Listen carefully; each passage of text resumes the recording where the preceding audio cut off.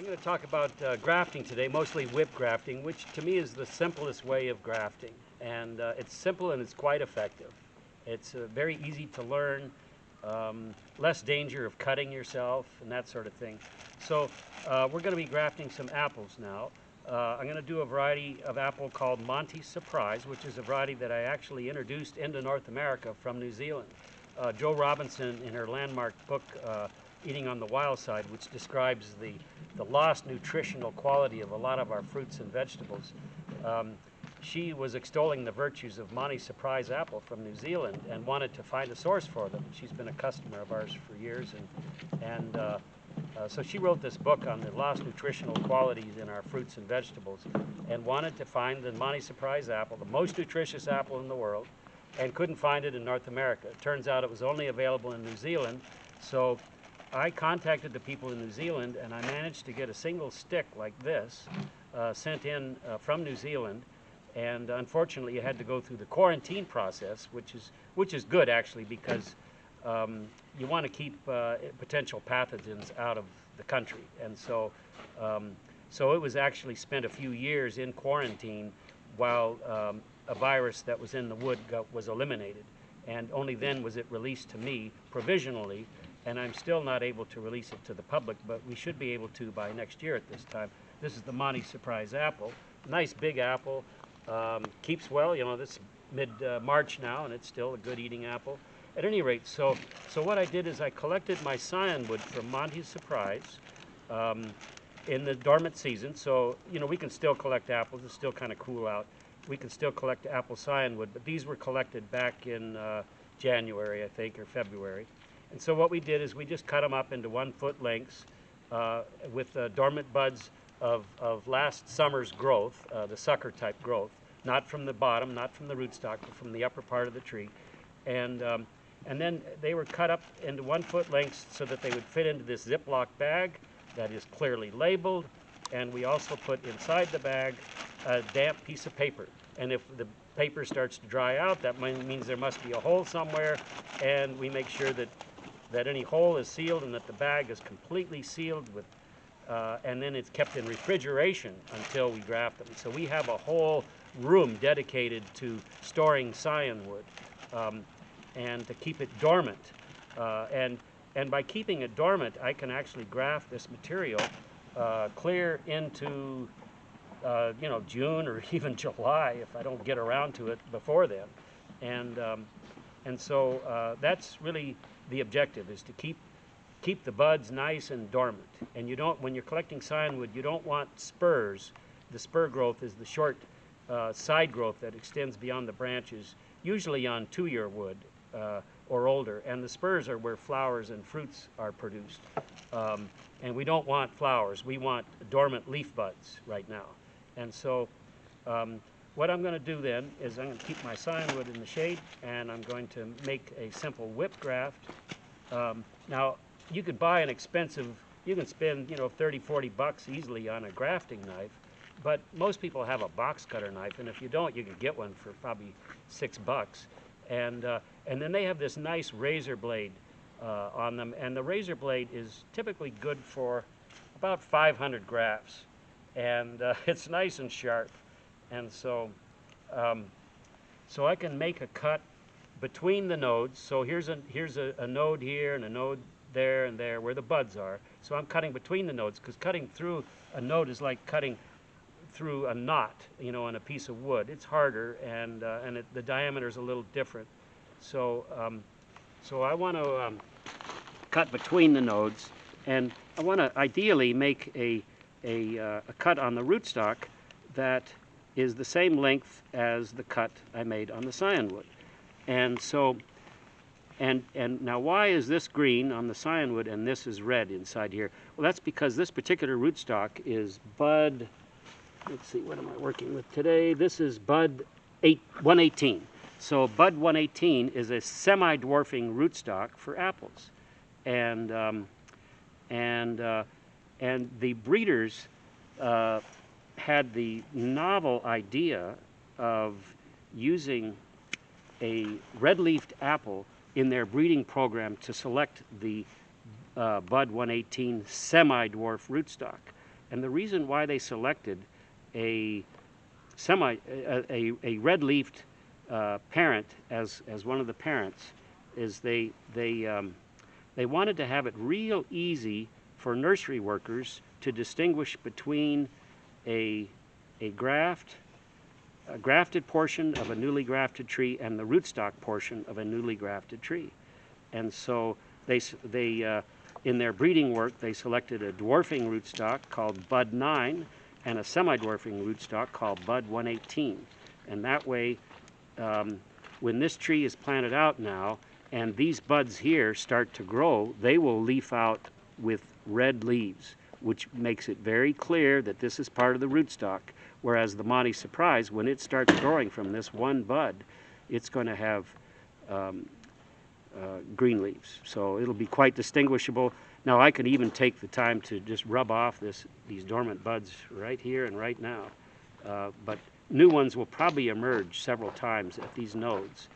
And that's one of the reasons why grafts are usually made fairly close to the roots, is so that there's less rootstock to remove, because any growth from the rootstock needs to be vigorously suppressed, and all the growth energy should go through this one bud of the grafted portion, in this case Monty Surprise.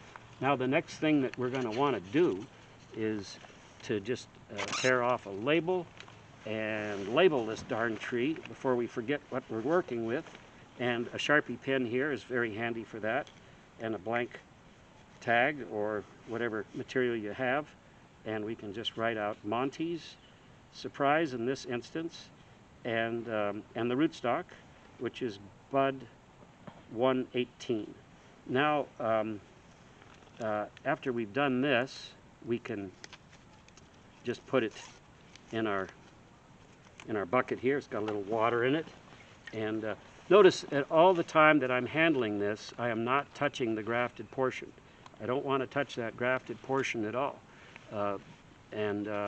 so as not to disturb the union. And so when we graft, now let me just show you. Here's a graft that we made last year. That was a simple whip graft, and you can see there is the cut that we made on the rootstock and on the Scionwood, and in this case we had two buds instead of one, so one bud was at the top and was forced to become this tree. The other bud, just hardly grew at all and turned into a little fruit spur, it looks like. So, and there's the top of the graft right there, and we used a little tree paint to keep it from drying out easily. So that's typical of what you can expect from a newly grafted tree. That is, and here's another one. Here's the graft union, and you can see where we wrapped it with the rubber. You can still see a little indentation from the rubber, and then we just left one bud on this one and just cut it off just above the bud there and painted it a little bit so it wouldn't dry out. And so now this tree is, it's got a root system that's ready for planting out at any time. And these rootstocks have been selected to root very easily. So they've been selected for size control and the ability to root easily. So and so we have in this case the Bud 118 rootstock, which is a semi-dwarf rootstock, and the Bud 9 rootstock, which is a real dwarfing rootstock, also with the red leaves. And I don't know if I mentioned this or not, but in addition to this rootstock having the red leaves, also the interior of the wood is red, and that's another way you can distinguish between the two. It's used as a rootstock. So we can just hold the two together like that. And in this case, before I do that any further, I'm going to cut it back to this one little tiny bud. Boy, that bud is so tiny, I might even go with a second bud in this instance. And but really, with one stick, I can usually get 3 or 4 or 5 or 6 grafts out of a single foot of Scionwood. So we'll just hold them together like that, and then we'll take a rubber. Now this grafting rubber is actually made from the sap of the rubber tree, just like rubber tires and all that sort of thing. And the thing I like about grafting rubbers is they have a lot of strength to them, and it's a natural ingredient that biodegrades naturally, and you can get them in various sizes, but they biodegrade and fall off right about the time they need to be removed anyway. That is to say, if they're outdoors. Now, if they're indoors in a greenhouse, then that's another story. Then they usually need to be physically removed because the UV rays are largely excluded through the plastic or glass of a greenhouse, and so in a greenhouse situation, they probably need to be physically removed. And that's why when I tied off that graft, I put a half hitch behind it so that I could just pull it off easily, and the whole thing would unravel. And next graft here. Let's get another one. And so anyway, so these grafting rubbers, these particular ones that I'm using are 6 inches long by I think a 1/4 inch, and they come in various thicknesses and various lengths, and that can be useful to have for different purposes. So I think what I'd like to do is demonstrate a whip and tongue graft. And a whip and tongue graft is like the whip graft, but then you put a tongue in it to help hold it together. So in the case of the tongue, this is where a lot of people cut themselves, because you see you're having to aim the blade towards your fingers. So I guess if you're just practicing this sort of thing, it's good to probably have a leather glove on your left hand if you're afraid of the blade slipping, because you don't want to cut yourself. So I've made a tongue cut in the rootstock. Now I want to hold this and figure where I'm going to make a similar tongue cut on the scion piece, so that the two can be wedged together, and so the whip and tongue graft is a little more precarious, and it's also a little slower to heal up, but well, that's not really true. It's sometimes with the whip and the tongue cut, it can the wood doesn't hold together quite as tightly.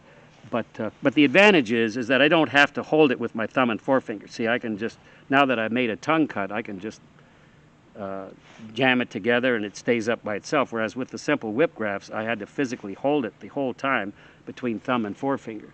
So now to wrap these, I'm holding the rubber behind the rootstock here, like that, with my thumb, and then pulling a little tension on it and wrapping it around itself, and just continually wrapping it around. I held it there temporarily so I could, because the rubber had started to twist up. But if I roll the rubber between thumb and forefinger, then I can avoid that twisting up like that. Now I'm going to take the rest of this rubber and tuck it under itself, and to give it a hatch hitch. That way, so if this is in a greenhouse, now if we're going to put this in a pot in a greenhouse, just like this, then to unwrap it, when the time comes to unwrap it in a couple of months, as the scionwood grows, the rootstock and the scionwood are going to expand this way. They're going to get thicker, and if the rubber isn't removed at some point, it could girdle the stem. The newly widening stem could get constricted by the rubber. So at that point, I'll want to just pull it from the half hitch and let the whole thing unravel. And in this case, since I did the tongue, it's not a problem, and the whole thing just holds together. And now I'll wrap it again. I'll just hold it against itself like that, pulling a little tension on it. Now, these grafting rubbers can be acquired from a grafting supply store, and I guess resell them in packages, 10 or whatever. But you can also be using electrician's tape or plastic. There's plastic wraps that you can buy that are specifically made for grafting. So there's a lot of things you can use in an emergency. but just something to hold the whole thing together. And you can notice that I've covered the entire cut surface area with this rubber so that it won't dry out while it's healing together. So let's see if here's an example of a finished whip and tongue. So here you can see where the tongue cut was made and the two were inserted together. And there's the top of the Scionwood, and the one bud became this tree. So these rootstocks want to root so easily that you can see that those are actually two little roots. If this were buried deep, if this were planted to this depth, those would become roots right there. And those are called aerial roots. And some apple rootstocks, like the M111 and the M26, can be prone to these aerial roots, also known as burr knots, and that's why these particular rootstocks are not generally grafted up high. Whereas other rootstocks, like say Antonovka, which is our standard apple rootstock, I could graft them at 3 feet or 4 feet or 6 feet, you know, if I wanted to. If I had some reason to graft them high, I could. But that wouldn't work so well with these dwarfing rootstocks. Well, for one thing, you don't want to be having a dwarfing tree grafted up high just because you want to have low branches anyway. So otherwise you defeat the purpose of having a dwarfing rootstock if you let it branch out high. So another way of grafting where the rootstock is considerably thicker than your scion piece is a modified side graft, and that's what we did in this instance here. Is we did a modified side graft. So the Scionwood was much smaller than the rootstock where we wanted to graft it. I mean, sure, we could have found a point where the Scionwood matched the rootstock maybe 2 feet up, but because this was a dwarfing rootstock that's prone to aerial roots, see, there's some right there starting to develop. So they're not going to go any further because they're going to dry out. So this was probably just a consequence of our very wet winter and spring, where it's humid for a long period of time. But and then they start to make roots. But then on a sunny day, they'll just dry out. At any rate, so what we did here was a whip and tongue graft into the rootstock, where the rootstock was much thicker than the scion piece. So what we did is we just did a modified side graft. Basically, what we did was we, instead of matching up the diameter of the scion to the rootstock at a low point, like I did with these grafts, since we couldn't do that in this instance, here I'll get a thicker rootstock, and I'll use a smaller piece here, so to illustrate. So let's see. So we're going to pretend that I'm going to graft it there, and this piece is quite a bit smaller. So I'll just I'll make my scion cut, and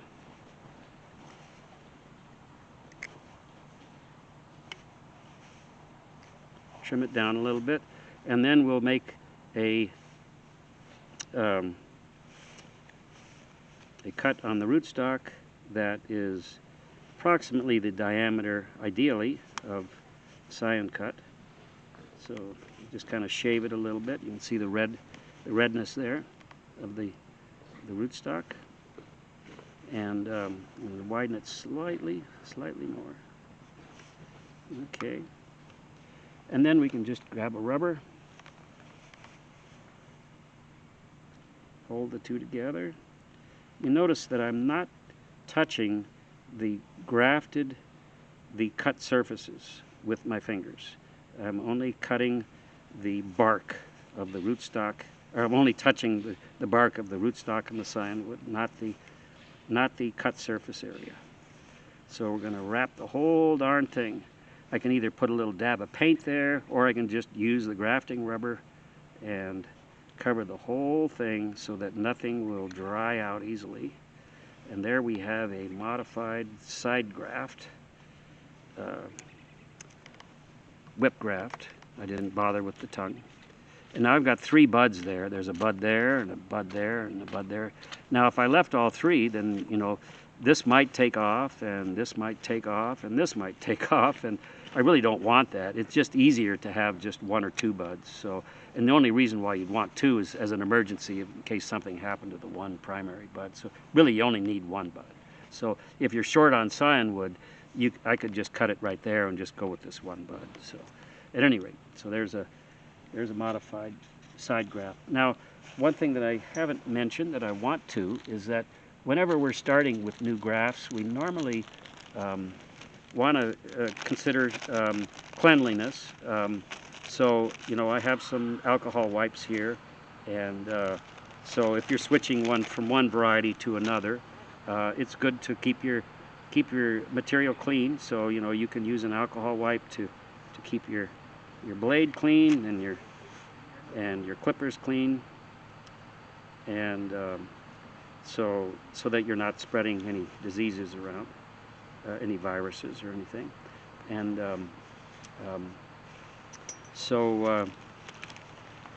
and then we've got a little bit of tree paint here. Oh, it's starting to sprinkle on this. What do you know? So grafting apples can be done pretty much any time in the spring.